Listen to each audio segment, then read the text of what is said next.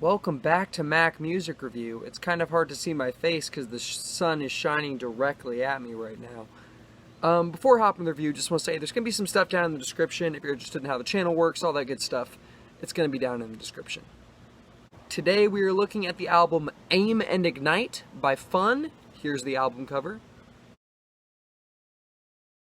A lot of people don't know this, but Aim and Ignite is the debut album for the Grammy Award-winning band Fun that no longer exists. I don't think they exist. Their last album, the Grammy Award-winning album, Some Nights, containing the hits We Are Young and the other song. Why can't I remember the name of the other song that's like more popular than... It was Some Nights, which won the Grammy, and then that other really popular song. Oh, what's it called? I don't know, the really big epic one. You know the song. You know the song. You've heard it before. Anyway, Fun disbanded after they won the Grammy for Best New Artist, which they did win for their second album, Those Nights. And this album, Aim and Ignite, really didn't have any popularity. It didn't have any hits.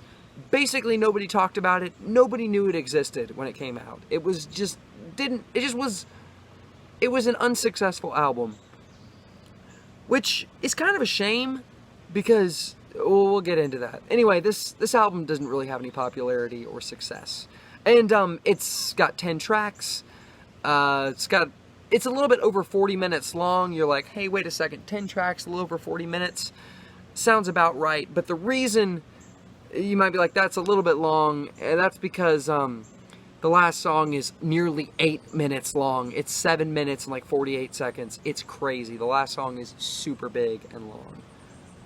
In case you didn't know, Fun is a pop band, and so they're a very original, interesting pop band. They're a very different pop band, but they're a pop band, and so this is a pop album. A lot of the songs, some of the songs are kind of slow and heartfelt, like I Wanna Be the One, and Light a Roman Candle with Me and The Gambler. These are all slow, nice songs that are trying to, are in this slow, nice, heartfelt kind of category of music. And then you have some songs which are really big and epic, like Be Calm, with its just craziness. It almost feels theatrical. That one feels theatrical.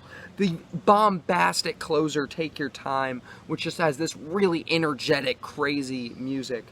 Walking the Dog is a really upbeat, poppy song, which most of the album is very real, organic music. There's just crazy varied instrumentation. The first song even has accordion, I'm pretty sure, and they basically have every instrument under the sun, every kind of thing you could have. They have all types of guitar, acoustic, slow, energetic, electric, every type of piano, really hard, loud piano, and then acoustic and electric and tons of strings. There's strings scattered throughout this album, on almost all the songs. Be Calm has strings. If you're listening for the strings specifically, you can hear them.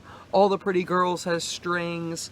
A whole bunch of these songs have strings, and trumpets. There are trumpets on some of these songs, and it's just, there's so much. They pull all the instruments under the sun. It's like they have their own orchestra. Even though most of the music doesn't sound orchestral, they have all the instruments in orchestra and using them at different times. Multiple songs have multiple instruments, but it somehow doesn't sound orchestral, even though they really do have every instrument under the sun on this album.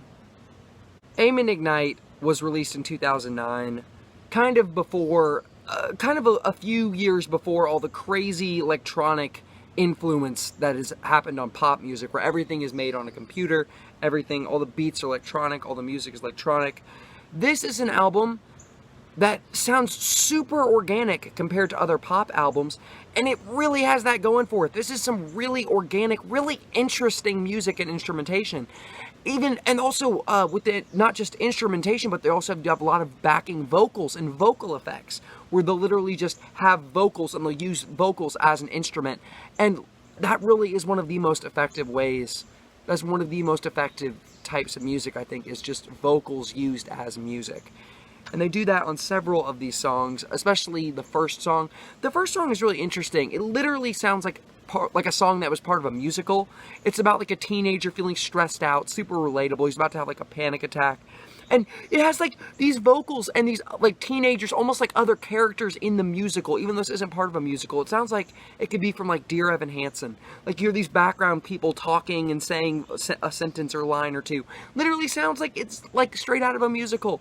And it's excellent. It sounds amazing. It's such a good song. The music is excellent. The lyrics are excellent. The singing is excellent.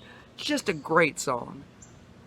I Wanna Be the One is another great sounding song. The more tender, heartfelt vocals work very, very well. And that's another thing I have to say about this album. One of the best things about this album is Nate Russ, the lead singer of this band, has an incredible voice.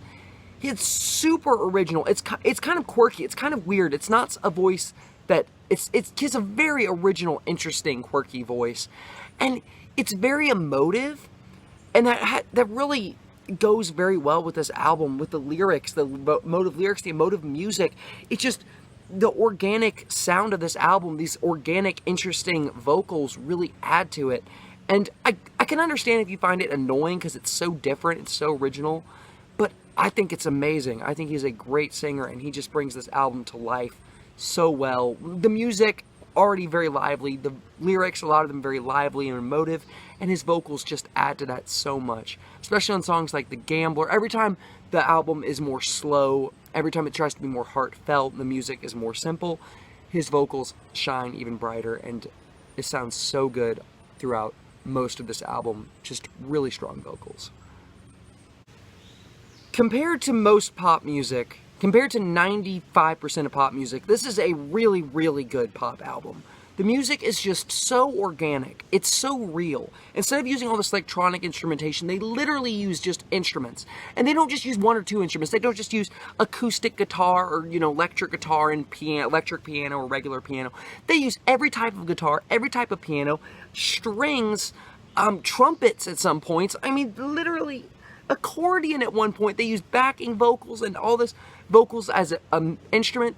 Just musically, this album is so interesting and organic and real and good.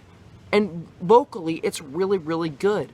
Lyrically, this album is not the best thing ever, but there are moments where it really shines, where the lyrics try to be a little bit more emotive and heartfelt, like on I Wanna Be the One, or some parts of All the Pretty Girls, or Be Calm, which is just really relatable.